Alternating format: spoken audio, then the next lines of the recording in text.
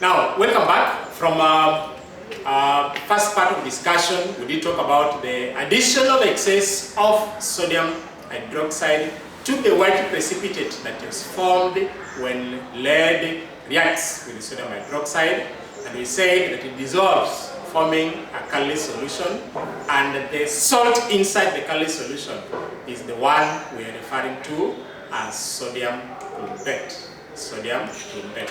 That's some equation that leads to the formation of the white precipitate. This is lead 2 nitrate. Remember, this is a soluble salt. So from the soluble salt, we have the lead 2 ions, and then from the sodium hydroxide, we have the hydroxide ions. When these hydroxide ions combine the lead 2 ions, they result in the formation of lead 2 hydroxide, which is the white precipitate. That is the equation for the precipitation of the lead 2 ions by sodium hydroxide.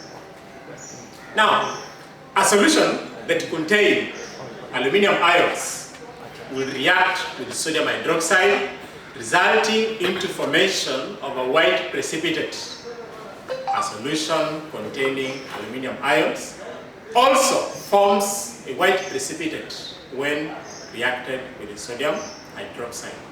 And the white precipitate is known as the aluminum hydroxide.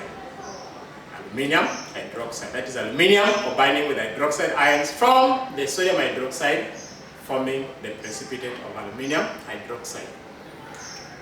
Now, when we add excess of the sodium hydroxide to the precipitate, then the precipitate dissolves, forming a colorless solution, and the salt inside the colorless solution is known as sodium aluminate. Sodium aluminate. That is the name of the salt that's formed when we add excess sodium hydroxide to the white precipitate that is formed by aluminum and sodium hydroxide. Now, that means that we have different precipitates. So the behavior of aluminum ions, zinc ions, and lead ions is similar. Why? Because these three form oxides and hydroxides which are amphoteric. Remember, an amphoteric substance is a substance that can react with both an acid and a base. They are capable of reacting with both an acid and a base, implying that if you pick, for example, lead 2 hydroxide and react with an acid, like nitric 5 acid, you will form a salt. Still, if you take the same lead 2 hydroxide and you react it with sodium hydroxide, it will still form sodium plumbate, which is still a salt. So, a substance that is able to react with both the acid and the base is known as the amphoteric substance. So, the three form amphoteric hydroxides. Now, let's look at these other ones, the other solutions that had colorless solutions. We have magnesium ions reacting with sodium hydroxide, and from our experiment, we discovered that there was a white precipitate. And the name of the white precipitate is magnesium hydroxide. Magnesium hydroxide. The same way, magnesium combining with the hydroxide ions.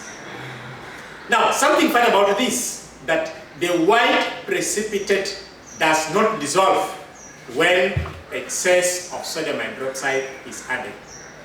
That precipitate form does not dissolve when we add excess of sodium hydroxide. Now, it means that the pattern is slightly changing. If you look at the first three, their precipitates were dissolving. But now from magnesium, the precipitate does not dissolve when you add excess of sodium hydroxide. It persists. Now, when we add sodium hydroxide also to a solution of calcium ions, it also forms a white precipitate.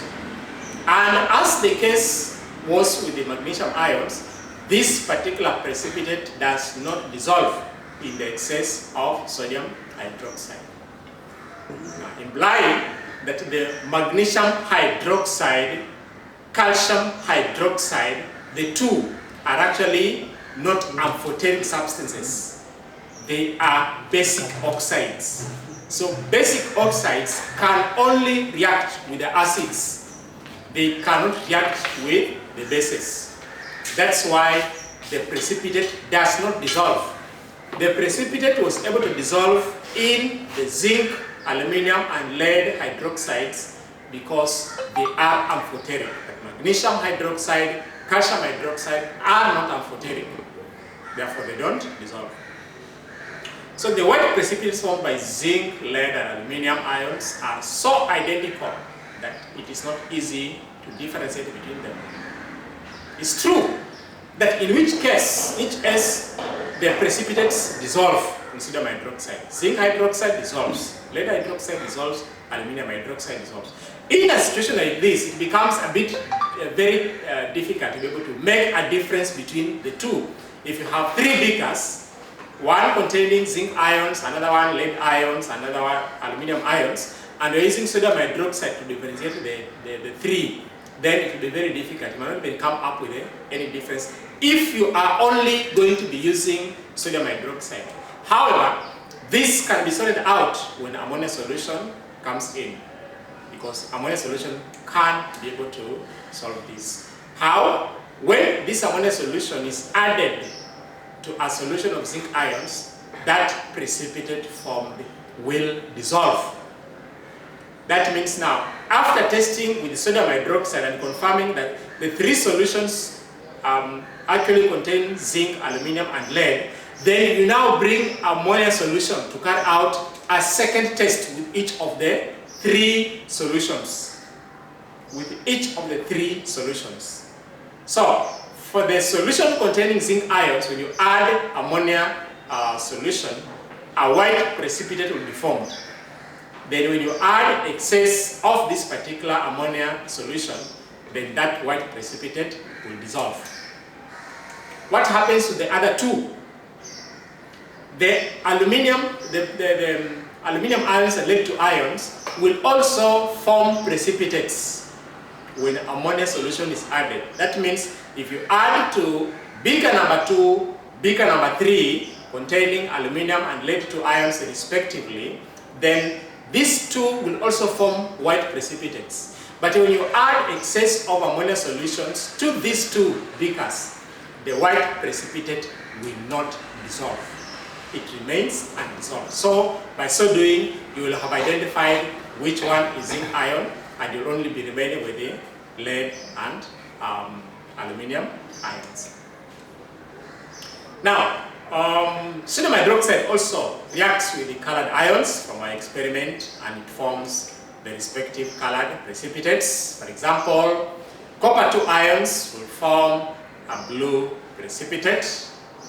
The iron 2 ions form a pale green precipitate, while the iron 3 ions form the brown precipitate.